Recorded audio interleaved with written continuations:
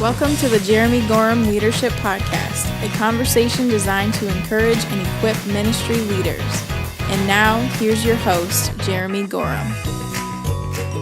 Well, welcome to the Leadership Podcast, and today we are talking about change, and as a leader, the perspective of leading change. And of course, I'm talking about healthy change, not just unhealthy change. I'm talking about good change within the church. We're not just talking about rocking the boat just to rock the boat. We're not talking about change just for change's sake. But if there's a situation within your organization or your church that needs dealt with, if you need a turnaround, if things are struggling right now, maybe you're plateaued or declining as a church, whether it's your health, attendance, giving, whatever the case may be, if there's some significant change that needs to occur, there's one key element, and this is what I want to start with today when talking about leading change, that is so critical to getting things even off the ground, getting the ball rolling, that if you don't create, you won't have any hope whatsoever in seeing success in the future direction within that healthy change. It just won't happen. And what I'm talking about is urgency. In fact, I recently read a book called A Sense of Urgency, and it was written by a businessman. In fact, he's a professor at Harvard Business School. He's regarded as one of the leading experts in leadership. And it's not a church book. It's not a Christian book. But there's so many valuable principles that I gleaned from this book that when put through the filter of ministry, I think can have tremendous implications and impact within the local church. Because when I look back over the course of my ministry, when I started here at the church, we're now crosstown, but 8 years ago we were the Wellsville Alliance Church. This was a struggling congregation. We were about a group of 40 people when I took over. They had gone through a long season of decline. They had their heyday back in the 70s, but then the 80s and 90s, even early 2000s came, and it was a slow dying decline. They were on their way to death. In fact, they even were approached by Walgreens, I believe, when Walmart was thinking about coming into town to actually sell their building so that they could maybe relocate and then take that money. And, I don't know what their plan was, but that didn't work. And they really had a couple options. Either close their doors, maybe hire a traditional type of pastor that would continue doing what had been done in the past, in the recent past, and perhaps struggle through that. Or they decided, what they decided to do is take a risk on a young pastor. I was 29 years old at the time, and they knew full well before we were ever hired what our vision was, what I would like to see happen, my philosophy of ministry, my approach to ministry, and it was very different than what many of the members had experienced before that. And I wanted to be honest, I wanted to be upfront that this was something that I felt, given the situation, needed to change. We weren't going to change it, from right at day one, but some things did change at day one. Other things took a little bit more time, but the message was clear. We are not in a healthy situation. We confronted the brutal facts. There was definitely some things that needed to change in the area of our worship service, in the area of preaching, in the area of welcoming and greeting guests, in the areas of children's ministry. So there were certain factors that we just really needed to address right away. Otherwise, it was inevitable. The fate of the church was inevitable that we would not make it very far. And so give a lot of credit to the people who were part of that church during that time. They decided to go forward with it. And it wasn't without a bunch of bumps and bruises and ups and downs. And there were certainly people that left the church that weren't okay with the change. And that's okay. Many of them have plugged into another church where they're thriving and growing. But this was certainly not without cost.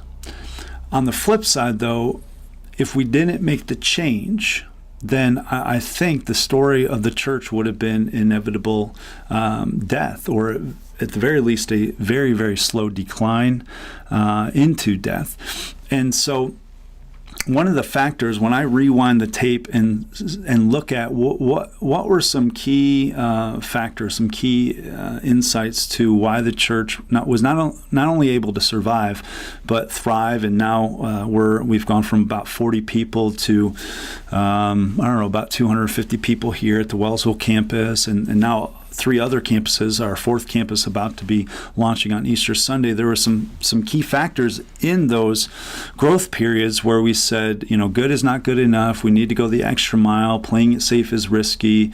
Let's step out in faith and trust God. But it all goes back to the sense of urgency. That if there's not a sense of urgency within an approach to how you do ministry, that if we don't do this, then something or someone's going to suffer, then we won't take the initiative to go about doing it.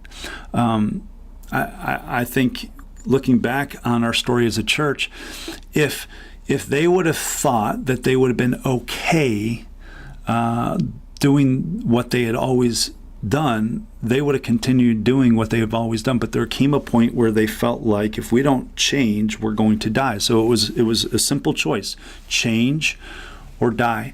And therein lies the key element to leading change within the church, and that is creating a sense of urgency. Certainly you can do that through a vision. Vision needs to be mouth-watering. It needs to be gripping. If people aren't gripped by the vision, they're not going to have anything to grab onto. And when you're talking, if it's not clear, and if it's not compelling, and if it's not something that really captures their imagination, not just something that makes sense logically in people's heads where you're engaging their mind, but you're engaging their hearts. If you're not doing that with the vision, then you're not going to create the movement that you need. But before that vision even takes place, there's something else that needs to take place, and that is the sense of urgency, because the default mode in so many churches, and this is true, and Cotter points this out in his book, it's true of any organization that has been around for a significant amount of time.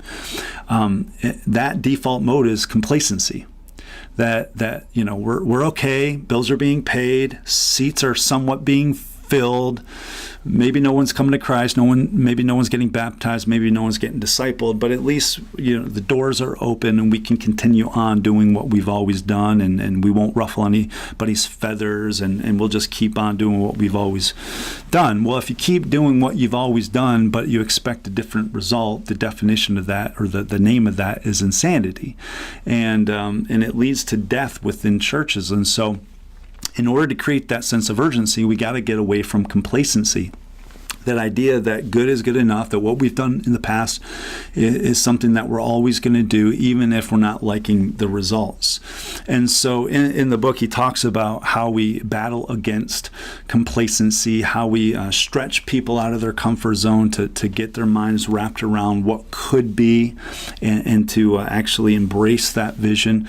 But if people don't come to grips with the fact that it's either change or die, or change or not reach people, then they'll never have that sense of urgency to grab out and reach that vision that you've casted from the pulpit or from your leadership team. And so urgency, the enemy of urgency is complacency, but it's also a false urgency. Because the opposite is also true. You could actually create a scenario where the sky is falling, Chicken Little, the sky is falling, woe is us, this is so bad, we're never going to make it, that people, they don't become complacent per se, but maybe they create this sense of urgency in their heart, a false sense of urgency in their heart, where there's panic, where there's anxiety, maybe there's anger, and that produces activity, but it's the wrong activity. And so there's two extremes when we're talking about urgency and trying to generate change and leverage urgency within the church. And that is, we don't want people doing nothing and being complacent, but we also don't want people panicking and doing the wrong thing, because if you're just focused on doing the wrong thing, that won't lead to positive, healthy change either. You'll just become busy as a church. And I think that's also true in many churches where they're busy. It's not like people are sitting around doing nothing. It just could be that they're busy doing the wrong things. So the key here is creating that sense of urgency that what we do really, really does matter in the local church, and that people should invest their lives doing it, but let's make sure they're doing the right thing. And let's make sure that a group of people, this whole church, the local body of believers, is moving in the same direction, doing what's most important. And so what he talks about in his book that I want to kind of filter through the local church today is engaging people's hearts and minds. Because you can't just go up to someone and present them facts and figures and stats and numbers and then expect them to act on those concepts or figures or information with a sense of urgency, because numbers don't do that, stats don't do that, stories do that. And so while we do want a logical plan, that we work that plan and we keep doing that plan over and over, we push on that flywheel, to borrow a phrase from Jim Collins' book, Good to Great, we also need to engage people's hearts, because no one, including the best churchgoer, is going to give their life to something that doesn't stir them emotionally, that doesn't, it needs to make sense logically, but it also needs to stir them emotionally, so that what they're doing week after week within the church is meaningful, it's joyful, it's purposeful. And so you need to connect those two dots together. And so he offers 4 categories to think through when trying to engage with people's hearts and minds in order to initiate change in any situation. And so the first one, and there's so many parallels to the ministry and to the local church. The first one is this idea that I'm calling reduce the gap. Reduce the gap. And so the way this works within churches is the longer someone's at a church, usually it works like this, that the more complacent they get, or usually the way it works is the more insider focused they become. Andy Stanley talks about how the gravitational pull in all churches is inward. If you just do nothing and just let it run by default, naturally people's mindsets and perspectives are going to be insider focus, not just to themselves, but maybe just to their small group or just to their area of ministry or just to what's happening on Sunday morning. They don't ever really think about how others see the church or what other people are going through, how others are dealing with life, people who are lost that don't know Jesus. And so we all can become susceptible to this, where we become so insider focused that we never think about the outsiders. We never think about how they're going to engage with what's happening on Sunday morning. We never think about how they are engaging with the sermon. And so we use insider language. We kind of structure our whole systems around insider people.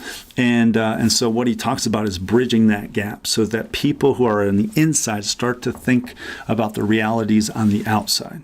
And when that happens, all of a sudden, you're reminded of what it was like before Jesus. You're reminded of what it was like before you had hope, what it was like before grace entered your life, what it was like before forgiveness was offered to you through Jesus. And now all of a sudden, that starts to change your perspective. And you become a little bit more patient to outsiders. You become a little bit more embracing to their situation and prayerful for their situation, and more urgent in going to them and sharing the gospel and loving them when they least expect it and least deserve it. There's a little bit more urgency when you have the right perspective, but you need to bridge the gap. It's good that you're inside the church, and it's good that you're caring for people inside the church, and it's good that we do things to benefit and build up the believers inside the church, but we cannot do that at the expense of forgetting about the people who are not yet. And so we need to bridge that gap, reduce that gap, so that we have the right and proper perspective. And so that is one of the challenges. The second one is to model the behavior. This is a leadership podcast, and I think we would be remiss if we didn't mention the fact that if you want to implement change, change starts with you. If you want to implement urgency behind that change, and you want people to embrace that vision that you've decided upon as a leadership of the church, it starts with you. And so the pastor, the elders, the leadership board, they need to model the behavior. If what we're preaching isn't shown through our lifestyle, people aren't going to have the tendency to follow. And then the same is true when it comes to strategies and systems and leadership structure. If we're not embracing it, if we're not doing it, if we're not being generous, if we're not being loving, if we're not serving, if we're not sharing the gospel, we can't expect other people to do it. And so it's always better caught than taught. And it's a preach and show. It's a show and tell. We have to tell them, but we also have to show them, and it always goes better if we do that. And we also need to remember that everything that we do creates a sense of urgency. Our tone of voice, our approach, our pace to how we even walk, and our body language. Even if we start meetings on time, if there's not a sense of urgency about how we go about ministry and how we go about meetings and even how we approach people and talk to people, then people are going to catch on to that, and that's going to overflow to other people, and they won't have that sense of urgency either. So I think it's time to get more active as a church, especially the longer you are organized as a church, the longer people are in your church, the longer your church is around. Here's the tendency that happens. We often fall into more discussion than productivity. It's about talking about this and talking about that. It's endless meetings about talking about the same thing over and over and over again. And that's the natural pull. That's the default. The longer a church is in existence. But yet, I was a part of a church plant in Texas, and you don't have that luxury of just talking about stuff. When week after week you're reaching new people for Christ, you're busy doing. You have activity, and it's productivity, not just discussion. And so, if you want to lead your church to change, you need to flip that. It can't just be discussion; it's got to be production as well. The third thing is this: you got to look for opportunities when a crisis situation arises. And so, here's what I mean by that. Sometimes crisis situations that you wouldn't ask for, that you wouldn't pray for, that just got dumped on your lap are sometimes opportunities in disguise. Because, and the reason why I say opportunities is because they often create the context, the environment that will lead to people within your church having that heightened sense of urgency to do what matters most. You know this, when a crisis situation occurs, all attention is focused and put on that one item. And when the context is right, when that item is the main thing, that can do amazing things. I'll give you an example. Recently, we were denied a grant that we were counting on for our technology-related expenses towards our new campus that's going to be launching on Easter. And that was a real big blow. I mean, I was kind of worried that, like, what are we going to do? How are we going to pay for this? After all, we're a multi-site church, and so we are very dependent upon technology-related expenses. It's not just a luxury, it's a necessity. But what it caused us to do is to pray. And so we started with, we prayed, and then we started looking for other opportunities. And if we weren't ever denied that national grant, Dream Incentive Grant, I would have never started asking questions that would have led to me knowing that there's other grants out there. And so we applied for those grants. We received those grants. We were able to meet that need. And here's the thing, we communicated that need widely. And this is something that he talks about in his book, A Sense of Urgency. We communicated that need widely and openly. And I remember one of the elders at our church suggesting that we just, let's tell them the need and let's have people pray about it. And then let's see what the Lord does. And so what that did was it created a sense of urgency. Not only did we get those grants, but people gave more towards our Christmas offering, which went towards the new launch. And people were a part of that. And so it wasn't just someone giving us a bunch of money for technology-related expenses. People had a buy-in because they were a part of being communicated to and then also being a part of answering that prayer.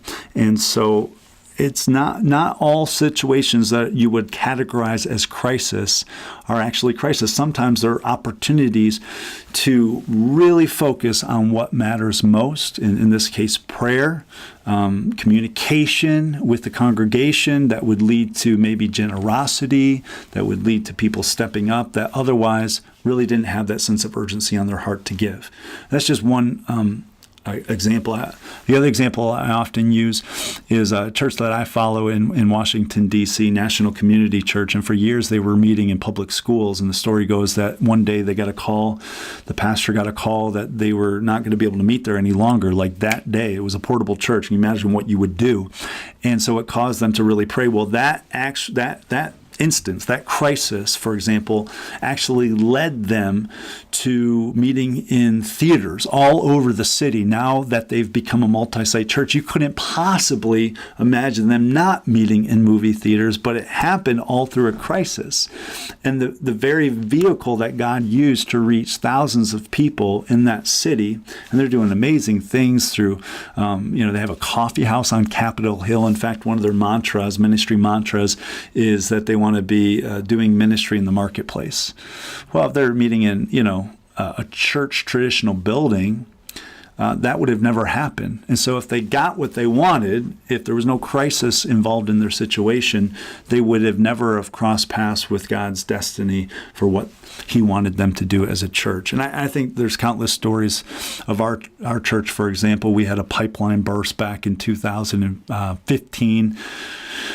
2 weeks before we were to launch our third campus, the arcade campus, and it's crazy how we thought, we're going to have to cancel church, but it was an opportunity to allow our Olean campus to come over to Wellsville and for us to be together and to pray together for the launch team before we sent out the launch team to Arcade. We thought it was going to be a crisis, but God used it as an opportunity. There's story after story in our church's life, and I'm sure you can think of stories in your church's life too, where it wasn't a crisis. It was an opportunity. God's setting you up to focus on what mattered, and that heightened sense of urgency actually led to some real healthy, positive change. And then the fourth thing real quick that I wanted to talk about, because anytime you introduce change, you're going to have naysayers, and you have to discern and learn how to handle those naysayers. Let me make a note, not every naysayer is evil. Not every person that disagrees with you is a naysayer, for that matter. But I am talking about people who, even if Jesus himself came down and said, this is what we're doing, they would have a problem with it. Their hobby is to disagree. They already got 10 reasons why your idea is wrong. And what we're doing is fine. Even if it looks like the sky is falling, we're just going to keep it the way it's always going to be this way. I'm talking about those people because those people have the ability to derail the vision that God has for your church if you don't properly deal with them, and you can't ignore it. I mean, the tendency and the temptation is just to ignore it. It'll go away. It ain't going to go away. They're going to end up talking to people who are a little bit anxious about change to begin with, and they'll try to get them on their side. They'll talk to people who have challenges and difficulties with the current leadership, and they'll create disunity that way. They'll do anything in their power to create a question of the direction that you're headed in order to derail the vision that God had given your church, just because they don't like change, and you need to deal with them. You can't ignore them, because ignoring them will create a lot of problems. So how do you do it? I don't know if I have enough time to talk about this, because I've had my fair share of experiences, because we've done so many different changes within this local campus and the other campuses that not every decision is a popular decision. So first and foremost, I think you got to handle it with patience and prayer, something of which I've had to learn the hard way. I think you got to do it with open communication, going to that person, believing the best in them, but also not tolerating it. I love what Craig Rochelle says. He says, you cannot change what you're willing to tolerate. If you're willing to tolerate disunity, if you're willing to tolerate not willing to have the tough conversation, if you're willing to tolerate endless conversation after conversation while in the meantime the church is dying, then nothing's going to change. Again, there's no sense of urgency. It's either we change or we die. There's got to be that type of clarity in it. And so not that you're ever going to get 100% agreement when you make change. And it's not like you're going to get 100%, hey, that all makes sense. But here's the thing. You have to be able to deal with those naysayers in a healthy way. Otherwise, they're going to be a problem. You're always going to have opposition, but in one of his podcasts, Craig Rochelle's, he introduced this formula for urgency that I liked. It says, outside opposition plus divine calling plus limited time equals sustained urgency. Let me say that again. Outside opposition plus divine calling plus limited time equals sustained urgency. You probably know this. There's never a shortage of outside opposition. It comes from the enemy. It comes from friendly fire. And so in this world, you will have trouble, Jesus said in John chapter 16, verse 33, and opposition for that matter. But I love what Nehemiah did when he was tempted to stop the work that God had clearly called him to do, to build the wall in Jerusalem. In Nehemiah chapter 6, verse 3, the Bible says, "So I sent messengers to them with this reply, I am carrying on a great project and cannot go down. Why should I stop the work while I leave it and go down to you?" Andy Stanley summarizes it and says, I'm doing a good work and I cannot come down. That's the approach that we need to have when we're constantly bombarded with distractions and naysayers and things that are going to derail the work that God had clearly called you to do. You need to remain steadfast as a leader. You need to build that sense of urgency among people in not only their mind but their hearts, to engage them in their emotions. And you also need to keep the main thing the main thing. You're doing a good work that God has clearly called you to do. Do not come down under any circumstance. Don't tolerate anything but what God has called you to do. Keep the main thing the main thing. Time is of the essence when it comes to the calling of God is placed on your church. There is limited time. Jesus is coming soon. That's one of the factors that Craig Rochelle talks about in that formula. So we must be about the matters of the church, because after all, the local church matters. It's the bride of Christ. Listen, there are a lot of things that are vying for your attention. There are a lot of things that you can spend your focus, time, and energy on, but there's only one thing that will be used by God as the vehicle to change this world and to bring and usher in heaven, and that is the local church. And so as we engage this worthwhile call to build God's kingdom, and Jesus is going to build his church, but he uses us to do it. As we engage with that, we must keep focused on the main things like prayer and discipleship and what happens on Sunday morning, the preaching of God's word and the equipping of saints. If those things aren't the main focus, we're going to struggle to initiate change. The vision's got to be clear. The vision's got to be compelling, but we have to have this sense of time is limited. We're facing opposition. We have limited time. This is my divine calling. And that, in that context, is going to create that sustained sense of urgency. Because I can say it's not been one season where we've had to have this sense of urgency to create and generate this change amongst 4 churches. It's been a repetitive process where we constantly keep the main thing, and we have to constantly keep it in front of people so that we have this heightened sense of urgency. Because these are the things that God uses to build his church. So, some discussion, some questions to consider. What are some things you've considered doing, but for whatever reason, maybe they've been put on the back burner? Maybe you got a to-do list. We use reminders on our iPhones here at Crosstown. But what are some things that you've been doing, but for whatever reason you put on the back burner? Maybe you need to ask the question: Is that something that you just need to check off? Maybe it's just one of those back burner things, side issue things that we've just allowed to be put on our plate. And there's a reason why we haven't gotten to it, and that is because our focus is supposed to be over here, but we're allowing other things to pull us away. Maybe we just need to check it off and forget about it because it's not the main thing. Maybe it's not urgent.